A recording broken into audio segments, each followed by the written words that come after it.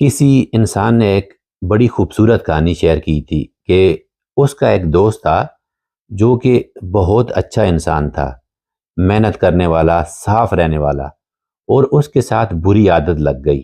وہ ہیروئن لینے لگا، وہ نشئی بن گیا۔ تو وہ آدمی کہتا ہے کہ میں نے سنا تھا کہ وہ نشے پہ لگا ہے، لیکن مجھے یہ نہیں پتا تھا کہ اس نے اپنے آپ کو اتنا خراب کر لیا ہے۔ وہ کہتا ہے کہ ایک دن میں کسی بازار میں سے گزر رہا تھا تو اس کے دوست نے اس کو آواز دی، اور کہتا ہے پہلے تو میں اس کی حالت دیکھ کر بڑا غم زدہ ہوا، دکھی ہوا کہ یہ انسان کیا سے کیا بن گیا ہے۔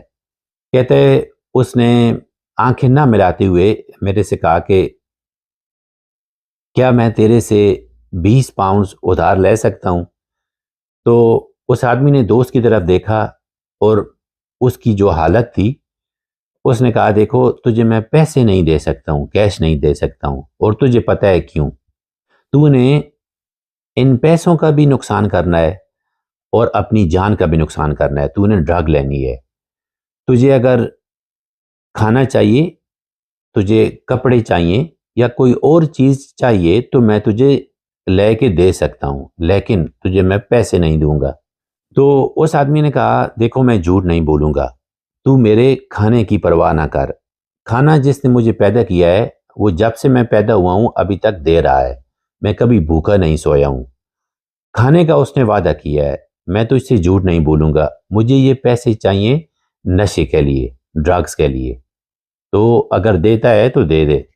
تو وہ آدمی کہتا ہے کہ اس کی سچائی پہ اور دوستی کی خاطر میں نے اس کو 20 پاؤنڈز دے دیے، اور دل ہی دل میں مجھے افسوس بھی ہوا کہ اس کی حالت پہ کہ انسان کتنا جلدی بری عادات سے خراب ہو جاتا ہے۔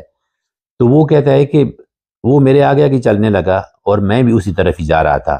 تو کچھ فاصلے کے بعد ایک آدمی کسی کھانے کی دکان میں سے نکلا اور اس کے ہاتھ سے کھانے کا بیگ گر گیا۔ تو اس آدمی نے کھانے کو بجائے اٹھانے کے دیوار کے ساتھ لگا دیا کہ کسی کا پاؤں اس پہ نہ آئے۔